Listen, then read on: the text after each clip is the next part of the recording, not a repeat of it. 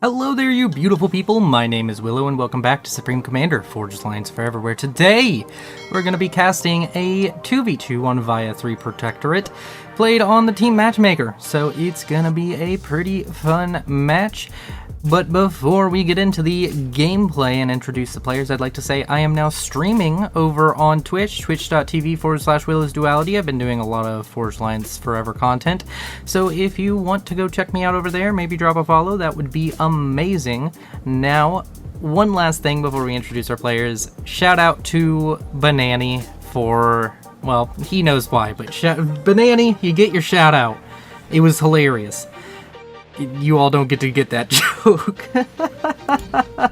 Oh, wow. I need to turn the game sounds music back on. I need to hear the music. Oh, there we go. There's the music. There's yeah, you know what? Let's just get it all cranked up. All right, there we go. We got sounds. Let's introduce our players, starting in the bottom left-hand corner. Team 2 at the bottom, Team 1 at the top. We're going to start with Team 2, the Blue Aeon by the name of Chosen, going first land. Then moving on to the far right side of the map with the second player of Team 2, we have a gray UEF by the name of Cross Commando. Then up to the top team, which is Team 1.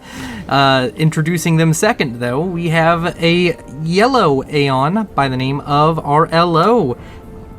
Very good faction, best choice, going first land. Then we have a first land Seraphim by the name of Nogthar. He is red and he is ready.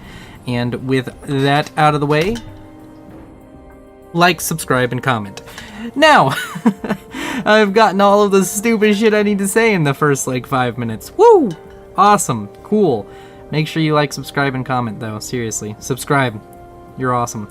So, the map. We've casted this map quite a bit. There's a lot of reclaim, but it's all in these tiny little 10-piece ones each, and you gotta just send engineers everywhere to get it. It's all spread out. And other than the reclaim, we have this area in the middle with some civilians, some point defense, and T1AA, both of them, of course, T1, and a bit of reclaim in the form of a mass fabricator, and all of these structures which you can kill and reclaim, of course. And yeah, that's pretty much the map. We have an early tank and Selin, Thom and Selin combo out over here on the east for Nogthar. There's also a striker and Snoop for Cross Commando, so that shouldn't be too much of an issue. A Flare and a Spirit now out for RLO. The only player not going for an early kind of harassment combo scout unit thing is Chosen, which is an interesting situation. Chosen is going out with their comm. First player to move the comm a significant distance from their base, Jesus, can't speak, is of course Chosen, using that comm to try and establish a forward base over here towards, of course, RLO, who we're probably going to see some aggression between these two players. I think Chosen's going to have a bit of an advantage if he is queued this up correctly and gets up a factory before RLO starts pressuring his position. That will be a large boon to his unit production.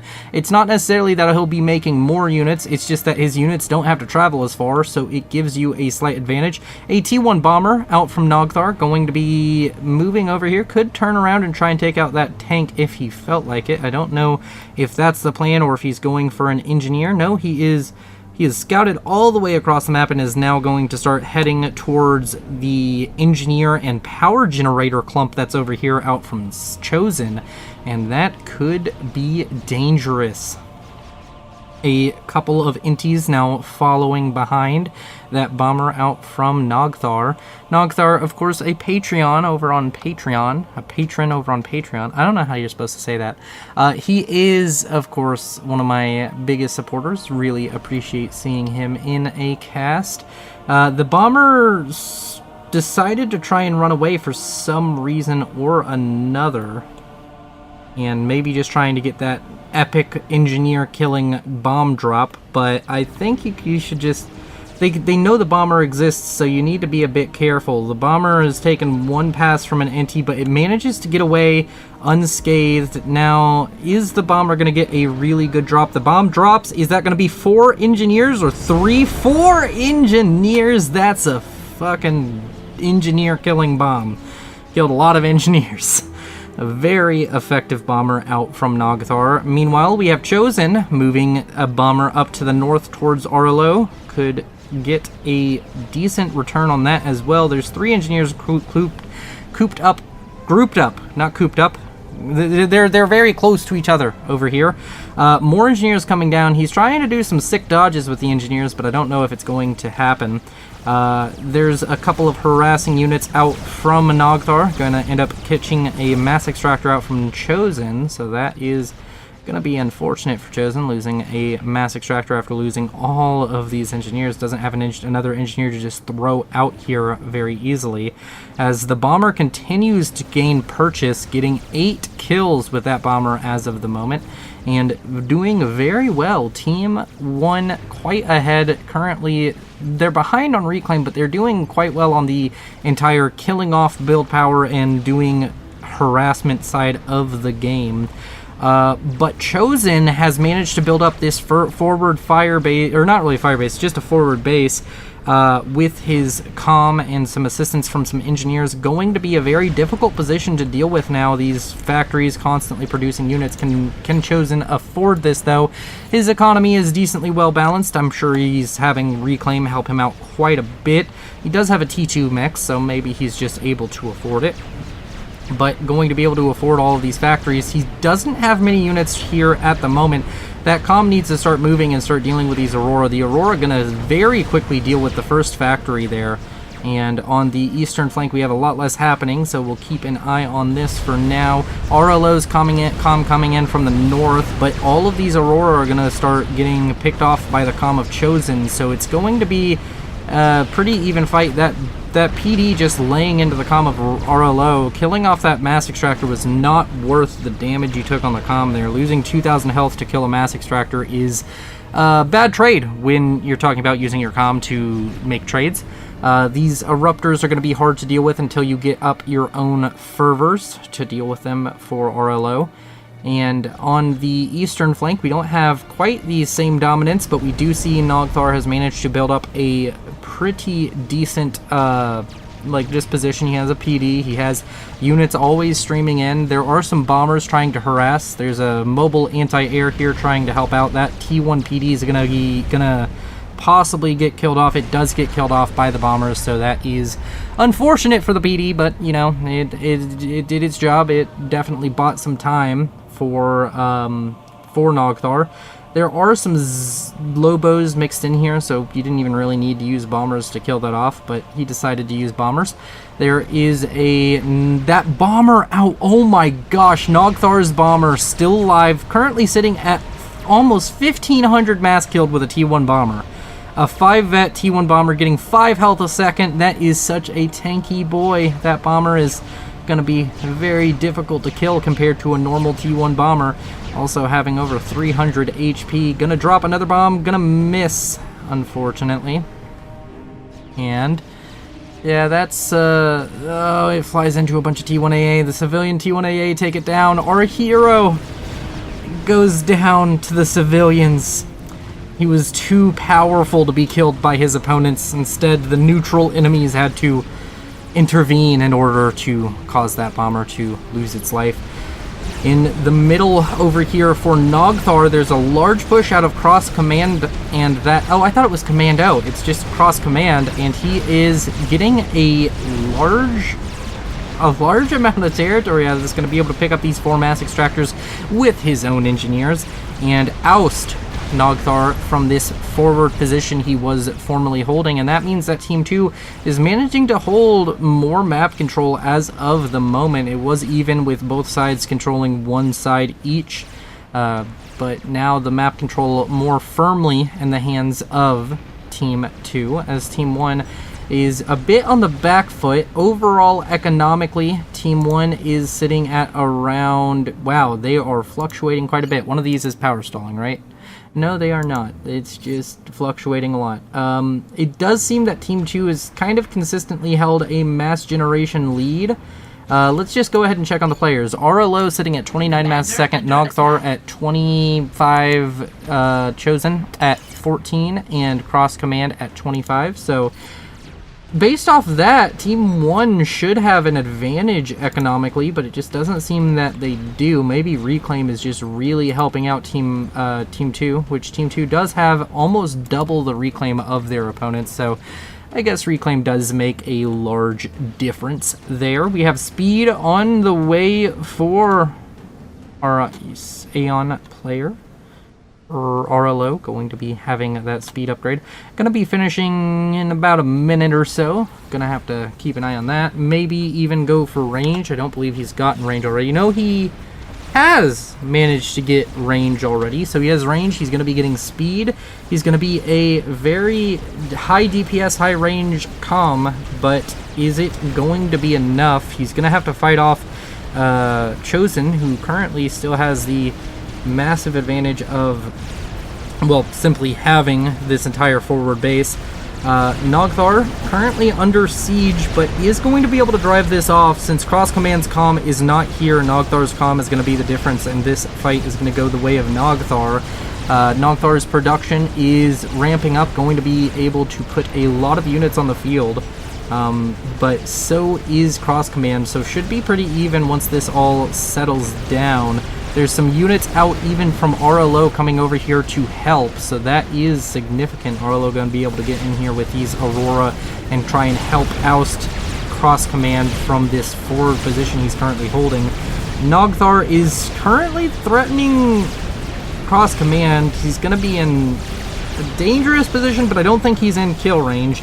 Some T1 bombers, the Scorchers, dropping some fire bombs over onto the comm of Nogthar. Both comms in the yellow, but Cross Command worse for wear.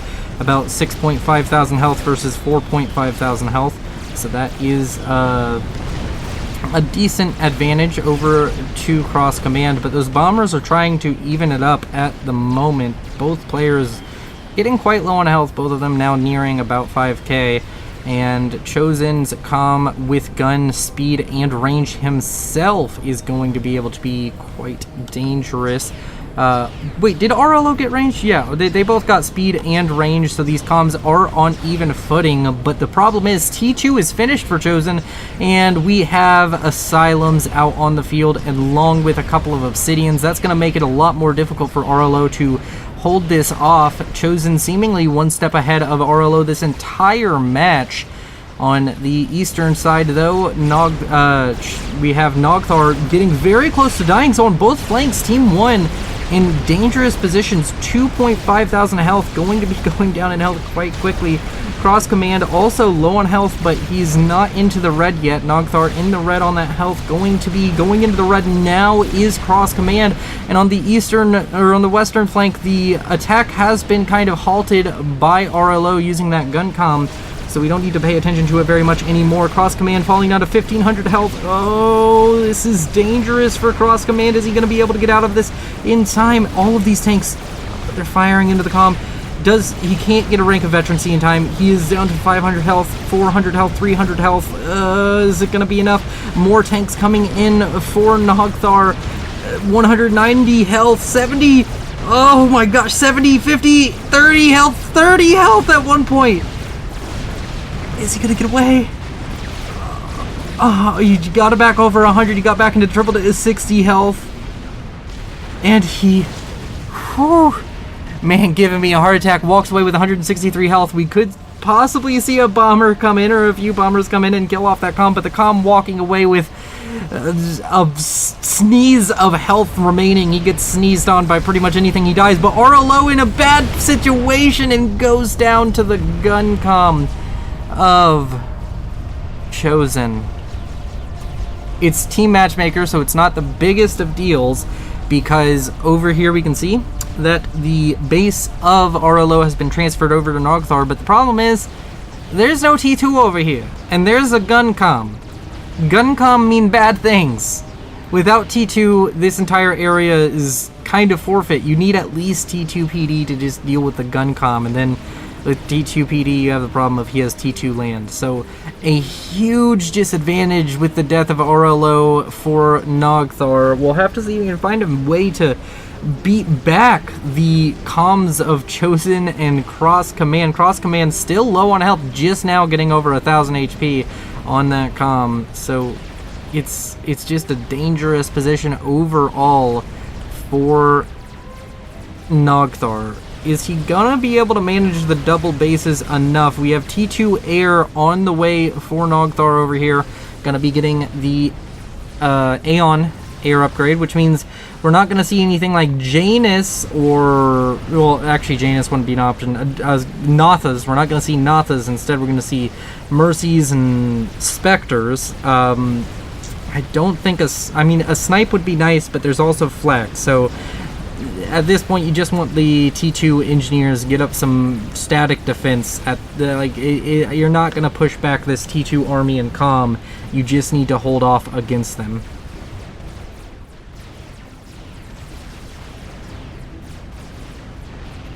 After that, we have Nogthar sitting at 65 mass a second, Chosen sitting at 45, and Cross sitting at 60.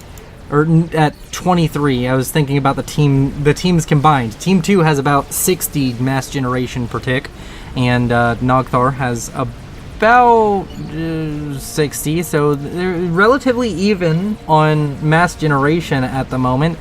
Go ahead and check on Reclaim again. 21,000 versus 8.4 thousand. Team 2 in a massive advantage as far as mass gathering this game. They have a 10,000 mass lead in total mass gathered in this game. So Nogthar heavily on the back foot with this one. Is he going... what's he going for? We have T2 land finishing, so Ilshivas are now an option. We have T2 air also finishing.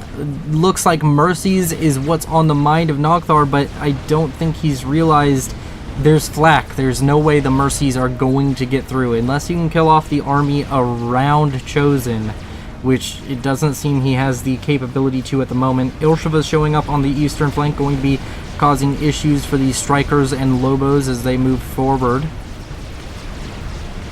And Cross Command still just sitting back here, still just chilling.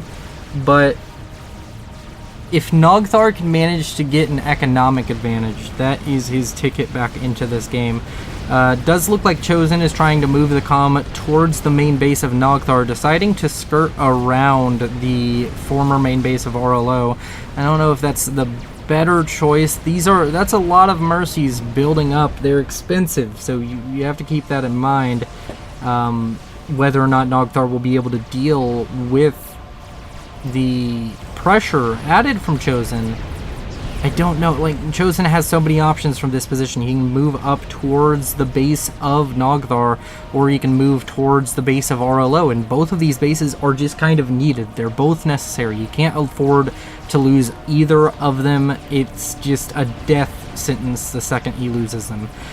This area in the middle that was formerly built up by RLO is going down as Nogthar starts to try and move his main army somewhat towards Chosen, but at the same time, don't know if this would be enough to fight that. That's a lot of asylums. It's a lot of artificial HP being added on to the comm and any units that are in the area. The units pushing forward ahead of the comm, maybe there will be a small opening where, because Chosen doesn't seemingly have any radar coverage over here, maybe there's a small opening where the Mercies can get in and do damage, but right now this is dangerous. That's a dangerous move with the Mercies. Are the Mercies going to try and make it all the way around? They have like a minute of flight time yet left. If the army can get in here and just kill off the flak, if you can target down the flak and lower the shields, then there's a chance you can kill Chosen. But Chosen is so protected from a Mercy snipe at the moment. It's a silly amount of just able to deal with this one particular strategy that Nogthar has opted for. I don't see this strategy going well for Nogthar. On the southern side, or southeastern side, I guess is what I should say, there's a few Ilshvas just trying to hold off Cross Command and Chosen's units that are pressuring onto the base, towards the base of Nogthar. The flaks have gone down. There's no flak.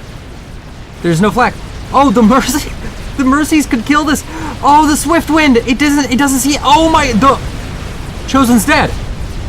No, Chosen's not dead. Chosen lives with, no. Sub 1,000. Wait, no, more Mercies show up. Are the shields gonna protect him? No. Chosen dies to a Mercy snipe despite having a ton of asylums and flak. He had the defenses, but they faltered on him. They got killed at the crucial moment that they did not need to die. But is it going to be enough? Sniping off Chosen just means that he's lowered it to a fight between him and Cross Command.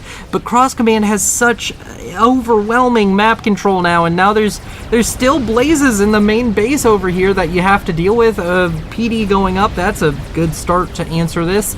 A Obsidian on the way, and Obsidian's a good fight thing to fight blazes with. Obsidians can kill a lot of blazes. Ilshva's fighting off this land spam over here. There were some gunships earlier, but some interceptors out from Nogthar managed to seemingly thwart that attempt. More gunships showing up, but the interceptors out from Cross Command are not being microed well, and oh my god, he loses so many interceptors that he doesn't need to. And now there's some mobile flak out, and it's going to just destroy all of the enemy interceptors and leave Nogthar's interceptors in a great position to deal with any specters that show up. It just feels like Nogthar has very few units despite getting that beautiful snipe off. And as long as Cross Command avoids a snipe, I think he can just use the overwhelming eco and production lead that he has to win this. But he's not using the base of Chosen. He has T3 tech. He could just start throwing Harbingers out. There's 2 Harbingers already on the field. There's multiple T3 factories out over here that were built up by Chosen. He could easily just start using these structures. Turn them on. Just turn them on. He turned on one of them, so he knows they exist. And he has the T3 factory over there producing mobile artillery of all things, but hey, it's something. Ugh. Sorry about that. Sorry about that yawn. I've been up for a long time. I streamed for like almost 9 hours or 6 hours. No, it wasn't 9 hours. It was like 5 hours. 9 hours was the other night. I don't know. I've been doing a lot of streaming. If you want more Willow, there's more Willow out there. Go ahead and go check out my Twitch. Over here on the western side, it does look like the T1 PD managed to hold this off for now, but it's just difficult situation. This one Obsidian is very brave, or 2 Obsidians. It doesn't change the amount of brave they are. Gonna kill off a Blaze. Yep, 2 Obsidians for a Blaze. That's not efficient trade. That's an inefficient trade. That's not good trade. RLO 29. There's nothing to do. What is /29? Flee while you Wait! can. Did I miss it? What was it? Was that a Control K or was that a Mercy snipe? There's no way that was another Mercy snipe. God damn it. I missed it. Oh, fuck. Thank you all for watching. Thank you to my patrons, Timothy Calderwood, Sergeant Syphilis, and Nogthar. Thank you for everything you all do. You all are beautiful. I appreciate you. Like if you liked it, comment if you want to tell me something, subscribe if you want to see more, and dislike if you disliked it. I will see you in the next video.